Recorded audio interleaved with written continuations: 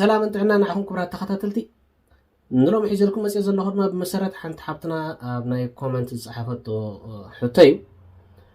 حبتنا انت هتبدلا ناتي ورحاوت صقيات نبرا يكونن مالتا ابسعتي مصنيو حساب 25 حساب دما 24 معلتي مص ازي نبور ديو زبلي تكالاي كتقنس دلي اتصعدا ነገር ዝራ ኩሉ ካ ጸታው ርክብ ገረ ግን ካይ ጠነስኩን እቲ ምክንያት እንታይ ክኸውን ይኽእል ሳልሳይ ኣብ 24 መዓልቲ ዝመጽእ ወርሓዊ ጽግያት ናቱ ፈርታይል ዊንዶው ማዓሲዩ ዝጅምር ወካቲ ናይ ፍርያምነት ግዜ ማዓሲዩ ዝብላን ማለት እዩ ብሓፈሻ እዚ ከምዚ ዓይነት ጸገም ኣብ ብዙሓት ደቂ ኣንስትዮ ዘጋጥም እዩ እቲ ምክንያት ድማ ዝተፈላለየ ክኸውን ይኽእል خمتي أبز حلف فيديو زغلصكو استفعل لي مخنات كغاطم خالي نزياده فلوطه كن اب ناتي channel سلسله ابو اتيخن كتنبو ايكا كسمعوا تخلاخن نلو مغن نابزناي حبتنا حتوسكي كنملس بمجمرياتي ورحاو صقيات زبهر ناتو زرغخه كاب 21 كساب 35 معلتي እዚ ማለት ሓንቲ ጓል ኣንስተይቲ ናታ ወርሓዊ ጽግያት ኣብ 21 መዓልቲ 22 መዓልቲ 23 ወይ ከዓ ኣብ 35 እንዳበለ ካብ ሓደ እዩ ክመጽእ ይኽእል ካብ 21 ክሳብ 35 መዓልቲ ዘሎ ኣብ ሓደ መዓልቲ ክመጽእ ይኽእል ማለት እዩ ምናልባት ልዕሊ 35ን ትሕቲ 21 መዓልቲ እንድሕር ኮይኑ ግን ዘይንብር ስለ ዝኾነ ምዝራብ ምስ ዝምልከቶ ኣካል ኣገዳሲ ይኸውን ስለዚህ ዘናይ ሓብትና ትብለ ዘላ ናተይ ወርቅ ሓው ጽርግያት ኣብ መዓልቲ ይመጸንን 24 ወይ ካብ 25 ይመጸን ትብላላ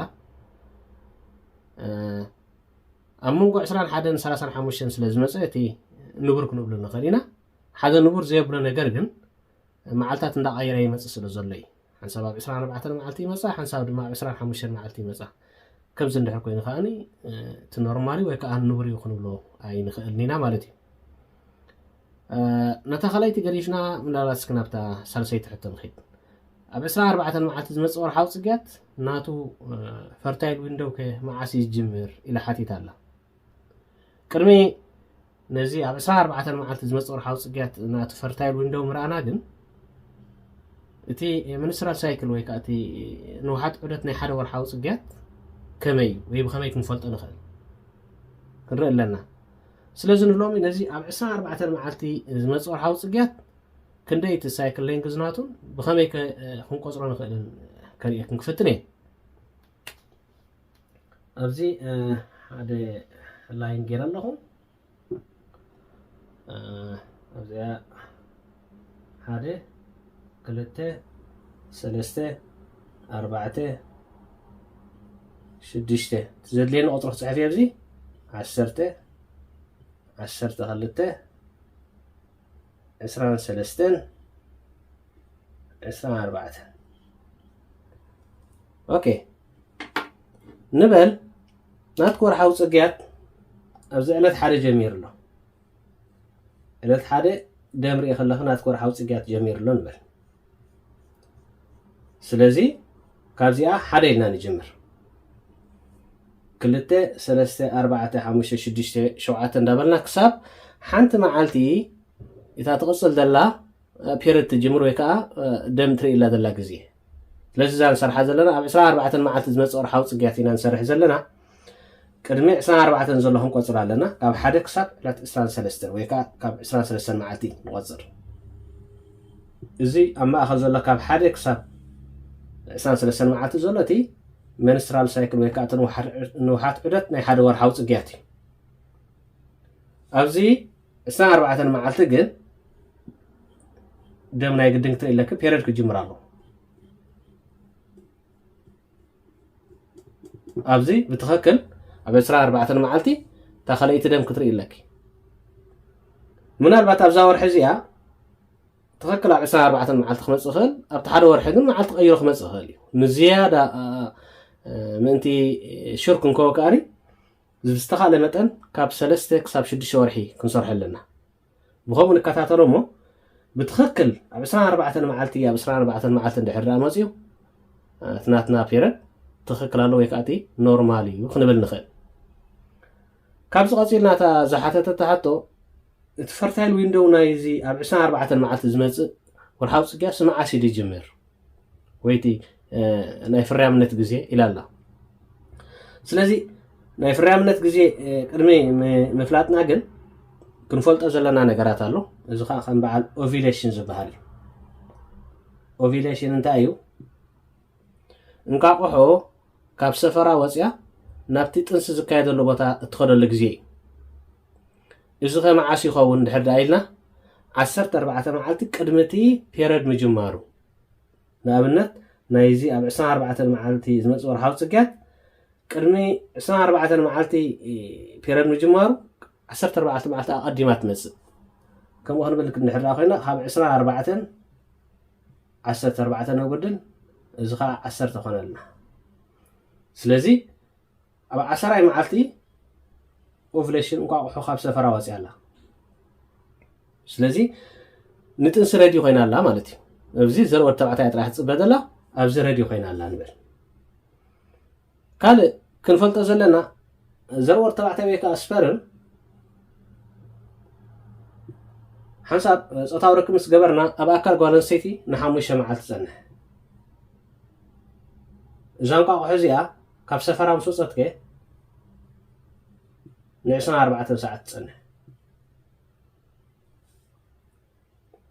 اوكي سلازي اب 10 معلتي اوفليشن قا اوريدي خوينا لا نبلالنا زخاتي زهايس ويكات زلعاله ጥንሲ ከጋጥሞሉ ዝኽእል ግዜ ስለዚ ጾታዊ ርክብ ጌርና 5 መዓልቲ ስፐር እንድሕር ጸንሕ ኮይኑ ኣብ ዕለት 6 ዝገበርናዮ ጾታዊ ርክብ ኣብ ዕለት 10 ወይ ከዓ 10 መዓልቲ ጥንሲ ከጋጥም ይኽእል ስለዚ ናይዚ ልክ ኣብ 24 መዓልቲ ዝመጽኢና ንብል ዘለና ካለ መዓልቲ እንድሕር ኮይኑ እትቆጽሪ ካልእ ክኸውን ወይ ክቀያየር ግድን ግን ኣብ 24 መዓልቲ ይመጽ ምዃኑ ሽር መስኮና ጥራሕና እዚ ንብሎ ዘለና እቲ ፈርታይል ዊንዶው ክንዛረብ ስለዚ ነዚ ኣብ 24 መዓልቲ ዝመጽ ወርሃዊ ጽግያት ናቱ ፈርታይል ዊንዶው ካብ ሻርሻይ መዓልቲ ወይ ከዓ ኣብዚ 6 ክሳብ 12 እዩ እዚን እተን ፈርታይል ዊንዶው ዝበሃላ ግዜ ማለት እዩ እቲ ናይ ፍርያምነት ግዜ እዚ ፈርታይል ዝበሃል ኦኬ ካብ ዕለት 5 ካብ ዕለት 1 ክሳብ ዕለት 5 ዘሎ ከዓ እቲ ሴፍ ወይ ከዓ ውሕስ ዝበሃል እዩ ዝኾነ ዘይ ውሕስ ጾታዊ ርክብ ኣብ ትገብረሉ ግዜ ጥንሲ ከጋጥመሉ ዘይክእል እዩ እቲ ካልኣይ ከዓ ካብ 13 ክሳብቲ ፔሪድ ጅምር ዘሎ ግዜ ከዓ ነዚ እቲ ካልኣይ ሴፍ ወይ ከዓ እቲ ውሕስ ዝበሃል እዩ ኣብዚ ዝኾነ ዘይ ውሕስ ጾታዊ ርክብ ኣብ ትገብረሉ ግዜ ጥንሲ ከጋጥም ዘለዎ ተኽእሎ ዝተሓተ እዩ ካብ ሻርሻይ ክሳብ 12 ግዜ 12 ዕለት 12 ዘሎ ግን እዚ ዝለዓለ ጥንሲ ከጋጥመሉ ዝኽእል ግዜ እዩ እቲ ጥንሲ እንደሊ እዛ ግዜ እዚኣ ክንጥቀመላ ኣለና እቶም ክንከላኸል እንደሊ ከዓ እዛ ግዜ እዚኣ ክንጥንቀቃላ ዘለና ግዜ ማለት እያ ስለዚ እዚአን እንተን ፈርታይል ዊንዶው ነዚ ኣብ 24 መዓልቲ ዝመጽእ ወርሓዊ ጽግያት ስለዚ ሓብትና ትጻዕዳ ነገር ዝረአ ኩሉ ሲ ጾታዊ ርክብ ገይረስ ግን ኣይጠነስኩን እቲ ምክንያት ዳ እንታይ ክኸውን ይኽእል ኢልክ ነርኪ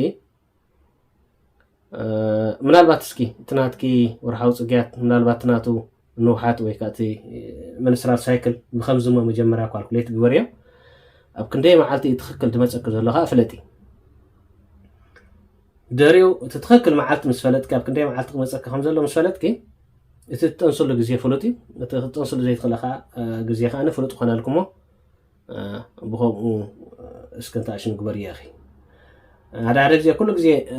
ጾታዊ ርክብ ዝገበርናሉ ግዜ ጥንሲ የጋጥም ማለት ኣይኮነን ጥንሲ ከጋጥም ይኽእል ጥንሲ ዘይከጋጥም ይኽእል ብዝተፈላለየ ምክንያት ክኸውን ይኽእል እዩ ስለዚ እቲ ዋና ነገር ንሕና ክንገብሮ ዝግባአና ግን ፔሪድና ልክዕ ኣብ ክንደይ መዓልቲ እዩ ዝመጽእ ክንፈልጦ ክንክእል ኣለና እሱ ምስ ፈለጥና ኣብቲ ብድሕሪኡ ዘሎ ኣይናይ እቲ ፈርታይል ኣይናይ እቲ ሴፍ ዝበሃል ንክንፈልጦ እቲ ዝቐለለ እዩ ዛዕበየ ነገር ግን እቲ ፈርታይል ዊንዶው እቲ መንስራል ሳይክል ምፍላጥ እዩ ንሎሚ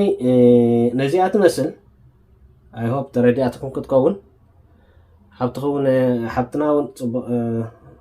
حتى خمليسل كخون تسفى قبر زخون حتى رئيت زلو سبكاني بتا كومنت قرف اللي يخيليو أبز غصل بخالق فيديو كساب نراخب جن السلام قرنيو